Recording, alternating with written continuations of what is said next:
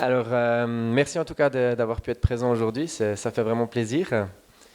Donc moi, je travaille pour l'entreprise Orthobota, qui est une entreprise située à Bienne. Je fais juste une petite part d'histoire sur l'entreprise et puis après je vais rentrer dans le sujet de la journée. Donc l'entreprise, elle a été fondée en 1932 par Hans Botta, qui a été repris ensuite par Pierre et Bertrand Botta, que les enfants de Pierre ont repris, Rémi et Michel. Et puis depuis 2023, on est 4 associés à avoir repris l'entreprise. On a un peu des clients qui viennent de partout dans le monde. L'entreprise a réussi à se faire une renommée assez importante dans tout ce qui était prothèse du membre inférieur et membre supérieur. Aujourd'hui, le sujet que je vais parler, c'est la biomécanique des emboîtures. L'idée, c'est un petit peu d'expliquer ce qui est possible de faire avec une prothèse, enfin avec une emboîture. Tout dépend le mognon que le patient il a, du mognon qu'on a vu avant qui était présenté.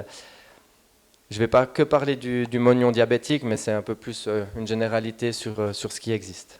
L'interface mognon-prothèse. Donc là, il y a 3 buts principaux. La première, c'est de permettre au patient de transférer sa masse corporelle sur la prothèse. Donc par exemple, se tenir debout.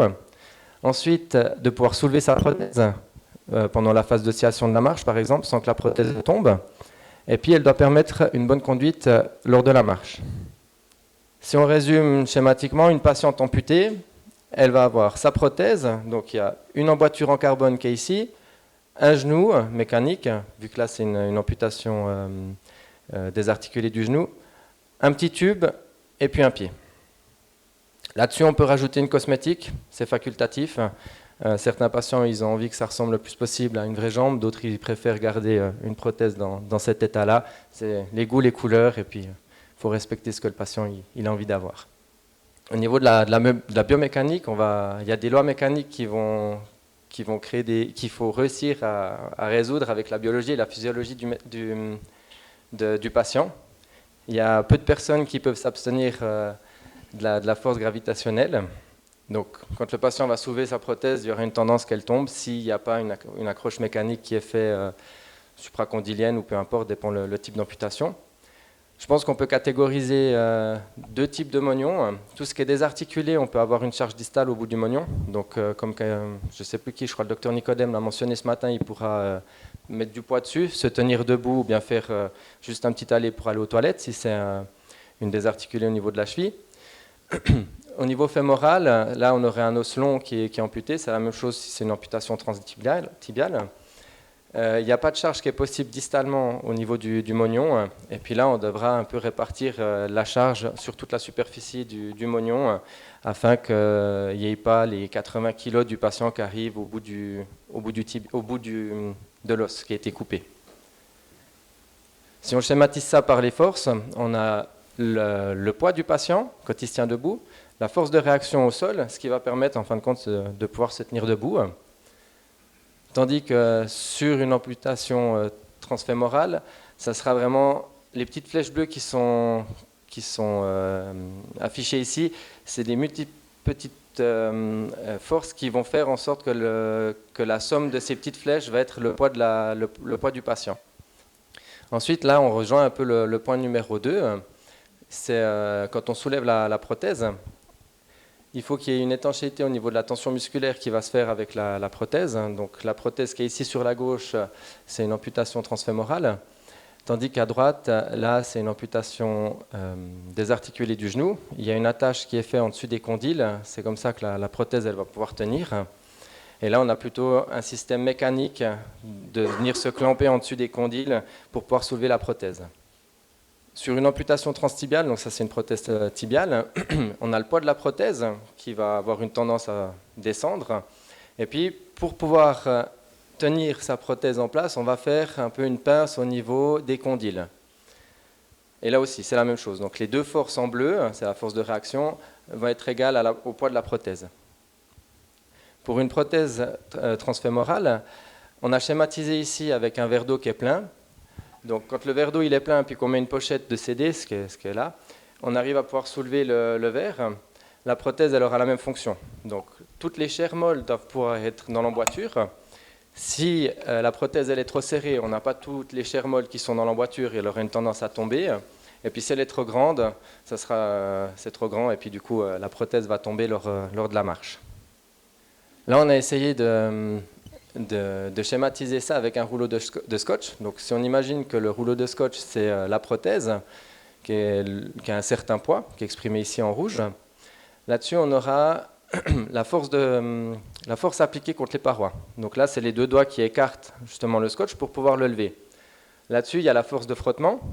Donc si on a une surface qui est lisse ou bien qui est graisseuse, c'est sûr qu'on devra appliquer beaucoup plus de force en N pour pouvoir tenir le scotch. Et si on a une surface qui est rugueuse, la force N sera moins appliquée. La somme de F et N, ça va donner la force de réaction. Donc si on le revient sur une prothèse, ce sera la même chose. On a le poids de la prothèse, la force de réaction, donc la tension musculaire qui est appliquée contre les parois de l'emboîture, qui vont permettre de tenir. En plus de ça, il y a un vacuum qui est fait parce qu'il n'y a pas d'air qui peut rentrer. On revient sur le schéma d'avant du verre. Dans les types d'amputation, des types de prothèses qui existent au niveau tibial, là j'ai essayé un petit peu d'expliquer schématiquement qu'est-ce qui était possible de faire, suivant les différentes techniques. En premier, on peut faire un manchon compensé. C'est une technique qui date un petit peu, mais qui a toujours des avantages, aussi des inconvénients que je vais expliquer.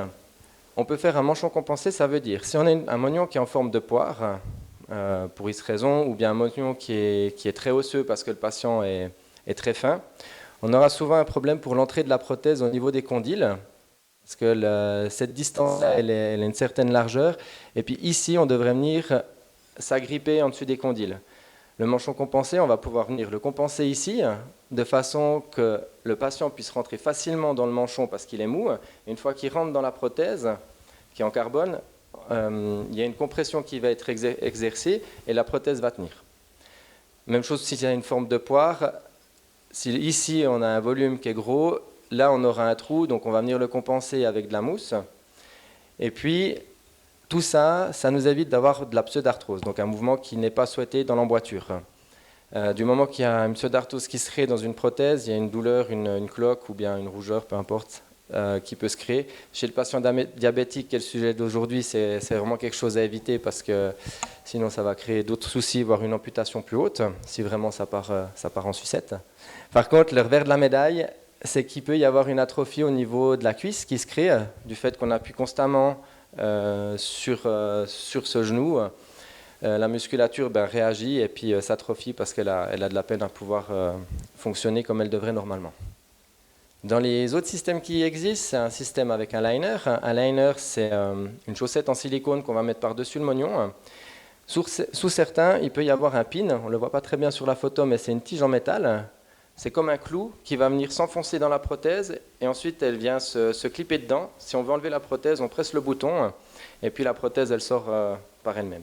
Ça libère en fait le petit clapet. Cette technique, elle a l'avantage que la prothèse, elle va toujours rester en place, qu'il ne va pas la perdre en sautant ou peu importe ce qu'il va faire. On n'a pas d'attache mécanique qui est fait au niveau des condyles. Là, on voit que ça s'arrête un peu en dessous par rapport à la photo d'avant. Par contre, on a beaucoup de pseudarthrose qui va être possible, parce qu'on aura tout le temps une tendance à sortir de la prothèse et re-rentrer lors de la marche. Donc, je suis en face d'oscillation, j'ai la prothèse qui va tomber, j'arrive sur la face initiale, et là, je replonge dans ma prothèse. Pour éviter ça, quand nous, en tant que technicien, on va plâtrer le patient, on va prendre le pin, le clou, qui est distalement au liner, on va le tirer de façon à allonger la forme et la rendre plus étroite, pour éviter justement qu'il y ait ce mouvement de va-et-vient qui se crée. Là, on a peu de pseudarthrose qui va être présent du moment qu'on arrive à tout rentrer dans la prothèse. Par contre, la grande question, c'est de savoir comment pousser lorsque la coque est prévue pour une forme tirée. Donc, du moment que moi, je plâtre le patient en le tirant, quand lui, après, il veut rentrer dans sa prothèse et puis qu'il va mettre son poids dessus, je suis un peu emprunté là. C'est pas grave. Il va arriver dans le fond de la prothèse, il ne sera pas tout à fait au fond, et puis il devra faire quelques petits pas jusqu'à quand la prothèse finisse par descendre. Si par malheur il n'est pas au fond de la prothèse, il y a un petit coussin d'air qui va se créer à cet endroit-là, et puis comme un suçon qui va se former au bout du moignon. Si le patient par négligence ne fait pas attention, souvent c'est une marque qui reste à vie. On a 2-3 patients qui sont marqués comme ça. Et puis, Quand le patient va vouloir rentrer, souvent on a le bout du tibia qui va pousser, les chairs vont remonter, et puis on met un peu à vif justement ce fameux tibia qui peut être douloureux. Même sans qu'il y ait de pression dans la prothèse, quand on met par exemple du rouge à lèvres pour savoir s'il y a un point de pression dans la prothèse, on voit qu'il n'y a rien qui a été marqué dans l'emboîture. Le patient il me dit mais moi j'ai super mal au bout du mognon, mais c'est simplement par un étirement de la peau contre le haut qu'il y a ça qui se crée. Dans les autres techniques, on peut penser à un liner avec une lèvre d'étanchéité. Donc c'est une bande en silicone qui sera circulaire au mognon. Il y a une soupape qui est ici, qui permet d'expulser l'air, mais pas de reprendre l'air. Donc il y a clairement un vacuum qui va se créer dans la partie distale de la prothèse. La prothèse, elle va tenir par succion. On évite la pseudarthrose avec ça, ce qui est un réel avantage. Mais par contre, sur la crête tibiale, le fait qu'il y ait une épaisseur en plus avec le silicone, ça peut créer des douleurs, des blessures, parce que la coque en carbone, je reviens juste sur celle-là, la coque en carbone qui est ici, elle n'a pas la forme de la lèvre. La lèvre, elle est ici, elle va prendre quelques millimètres. Les tissus mous, il n'y en a pas beaucoup à cet endroit-là, et puis du coup, ça va la blesser. Si on veut éviter ça, on peut penser à mettre une genouillère par-dessus le genou. Au point de vue physiologie, je pense que c'est une technique qui est relativement bien parce qu'il n'y a pas vraiment de contrainte qui est faite pour l'entrée dans la prothèse. Le grand bémol, par contre, c'est que ici derrière, on a le liner, plus encore la genouillère. Le liner, dépend lequel on prend, il fait à peu près 3 mm, plus la genouillère qui fait 5 mm, on a 8 mm. Tout ce qui est flexion du genou, on va avoir des problèmes. Donc quand le patient va vouloir s'asseoir ou monter les escaliers. Et je pense que les physio-ergo ici présents, c'est souvent la grande question. Ils nous disent toujours, mais ici derrière, au niveau du creux poplité, tu n'arrives pas à descendre un peu le bord de la prothèse. Je te vois sourire. Alors on peut, mais après on perd toujours de la conduite avec la prothèse. Quand j'ai tout qui est rentré dans la coque, j'ai tout qui tient. Par contre, moins j'en tiens, plus ça va commencer de bouger. Je n'ai pas précisé, mais il y a aussi une soupape comme sur la précédente, donc qui va expulser l'air quand le patient rentre dans la prothèse. Ensuite, c'est étanche avec la genouillère, et puis il n'y a pas d'air qui peut rentrer. Là aussi, on a peu de pseudarthrose. Si on a encore envie d'être tranquille avec les problèmes d'air, on peut ajouter une pompe. Ça peut être une pompe active ou bien passive. La pompe active, c'est un petit module électrique qui est connecté à un petit tube qui va tout le temps tirer l'air qui se trouve dans la prothèse. Sinon, ça peut être un système qui est relié avec le pied, puis à chaque fois qu'il y aura un impact avec le talon sur le sol, la pompe, elle va à chaque fois tirer un peu l'air, et puis petit à petit, quand le patient fait une dizaine de pas, le mognon va se retrouver schématiquement aspiré dans l'emboîture. Et puis là, donc on a peu de pseudarthrose. Ensuite, là, je vais vous présenter 2 cas qu'on a eu comme patients. Ce mognon, c'était suite à un accident. La partie un petit peu plus rose ici, c'est la partie du dessous du pied, à peu près. Ils ont fait un peu ce qu'ils ont pu avec ce qu'ils ont retrouvé à cause de l'accident. Pas mal de greffes au niveau de la cuisse. Ensuite, le premier appareillage qu'elle avait eu, ils avaient mis un patch en silicone. J'ai peut-être pas bien expliqué, mais ici, il y a vraiment une cicatrice qui pourrait créer des problèmes. C'est un peu une cicatrice qui s'envagine. Donc, on a les 2 peaux qui vont se frotter. Pendant la marche, ça va créer un échauffement et puis une cloque qui se crée. Donc, pour essayer d'éviter ça, ils ont fait un patch en silicone pour remplir cet espace, pour les séparer. Un liner en plus par-dessus qui montait jusqu'en haut la cuisse. Ils ont rajouté une genouillère. Donc là, tout ce qui est pour la flexion du genou, ça allait être, c'était une catastrophe. Elle a une bonne ankylose du genou. Et en plus, là-dessus, ils ont rajouté une pompe à vacuum. La patiente, elle marchait raide, elle n'arrivait pas à plier le genou. Nous, on s'est dit, bon, on va essayer de repartir sur une méthode peut-être un peu plus basique qu'on connaît. On va essayer de profiter de la cicatrice qui s'envagine un petit peu ici, en faisant un petit balcon. C'est ce qui va nous servir de point d'accroche.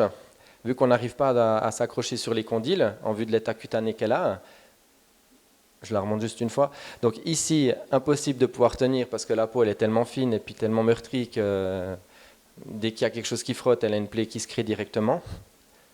Et donc on a profité de cet endroit-là pour tenir la prothèse. Une fois appareillée, elle est comme ça, elle a fait beaucoup de physio et d'ergo qui lui ont permis de récupérer une bonne flexion du genou. Maintenant, elle peut plier à 90 degrés, elle peut refaire du vélo. Là, c'est une autre patiente avec un mognon qui est très instable. La partie du tibia a clairement été amputée. Il reste le péroné qui est là. Pourquoi pas avoir fait une amputation des articulés du genou? Je pense que le chirurgien il s'est dit bon, on essaye de faire ça et puis au pire des cas on va réamputer. C'était un gros challenge à appareiller. C'est une patiente que ça fait des années qu'elle est chez nous. Et nous, pour l'appareiller, je vais vous montrer comment est-ce qu'elle le fait. Elle va enfiler une chaussette, un manchon compensé, de nouveau, avec plus ou moins la forme qu'elle a, parce que sinon on veut compenser pour avoir une forme qui rentre et qui ressort de la prothèse, on devrait faire quelque chose de monstrueux. Et là on a pensé couper la coque en deux, et puis elle va venir s'emboîter l'une dans l'autre. Voilà. Et lors de la marche, ça va relativement bien. Malgré l'instabilité qu'on a pu voir au début, le fait d'être englobé dans un volume rigide qu'est la prothèse, ça lui a permis d'avoir assez de stabilité et puis pas le genou qui part dans tous les sens. Bon, il y a quand même un petit boitement qui est là. Si on aurait envie de se passer d'emboîture, on pourrait penser à l'ostéo-intégration. Ça, c'est une technique qui vise en fait à mettre dans le canal médulaire du tibia une tige et puis un clou qui ressort du bout du mognon, comme on a vu sur l'image précédente. Et ça va venir se clipper dans des composants prothétiques comme ça. Quand j'ai fait ma maîtrise en Allemagne, je sais qu'en Allemagne, ça devient un peu plus fréquent de faire des amputations comme ça. En Suisse, moi, j'en ai encore jamais eu. Il faut aussi le patient qui s'y prête. Un bon diabétique, à mon avis, une amputation comme ça sera un no-go parce que le risque d'infection et tout ce qui va avec le petit clou en métal qui ressort, ça sera chaotique. Donc voilà. Je suis à disposition s'il y a des questions, bien sûr. Si une fois vous avez envie de venir chez nous pour voir un peu ce qu'on fait à Bienne, c'est avec plaisir qu'on vous accueille. On pourra un peu plus expliquer les différents types d'appareillage par rapport au type d'amputation. Si avant, on a eu les Chopard, les Lisfranc qui ont été mentionnés, les Syme, les Pyrogoff. À chaque fois, c'est d'autres méthodes d'appareillage qui sont faites. Là, je suis plutôt parti sur tout ce qui était transtibial. Mais vous êtes les bienvenus si vous avez envie de venir.